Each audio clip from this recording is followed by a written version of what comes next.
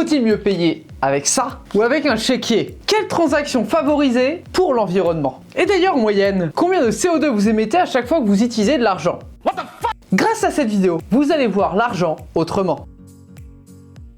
En France, il y a 725 milliards d'euros qui sont échangés chaque année. On a émis en 2020 8 mégatonnes de CO2. Ce qui fait qu'on peut dire qu'à chaque fois qu'on dépense 9 centimes, on émet 1 gramme de CO2.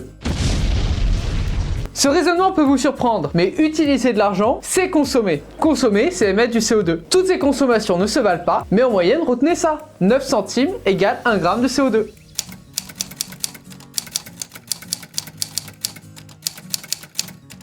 Mais maintenant, revenons à notre question. Faut-il mieux payer en espèces ou avec une carte bancaire? La carte a une durée de vie limitée et nécessite des structures pour fonctionner. Les espèces ont techniquement une durée de vie illimitée, techniquement, mais nécessitent plus de matériaux initiaux pour les construire. Quand vous utilisez la carte, c'est environ 3 grammes de CO2 pour une transaction chez un commerçant et 4 grammes pour une transaction sur Internet. Ce qui est d'ailleurs intéressant, vous ne polluerez pas plus si vous dépensez des milliards d'euros sur une transaction avec une carte bleue que si vous dépensez 1 euro avec cette carte bleue. Le montant de la transaction ne change pas les émissions de CO2.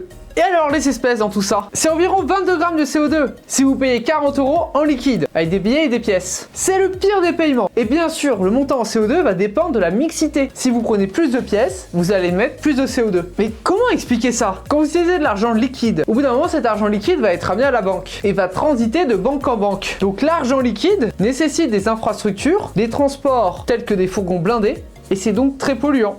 Polluant, mais par rapport au Bitcoin, ça donne quoi? Une transaction en Bitcoin, c'est 169 tonnes de CO2. En gros, 90 vols Paris-New York en avion. Après, selon une deuxième étude, on serait plutôt à 402 kg de CO2 par transaction. Oui, les études sont très contradictoires. Mais clairement, on est très au-dessus. Mais doit-on pour autant arrêter de produire du liquide? Le Dorlo, dans 20-30 ans, il n'y en aura plus.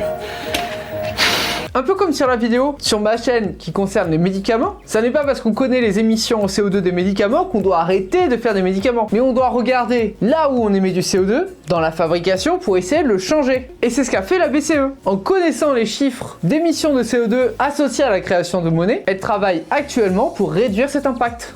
Mais est-ce que cette vidéo est utile ?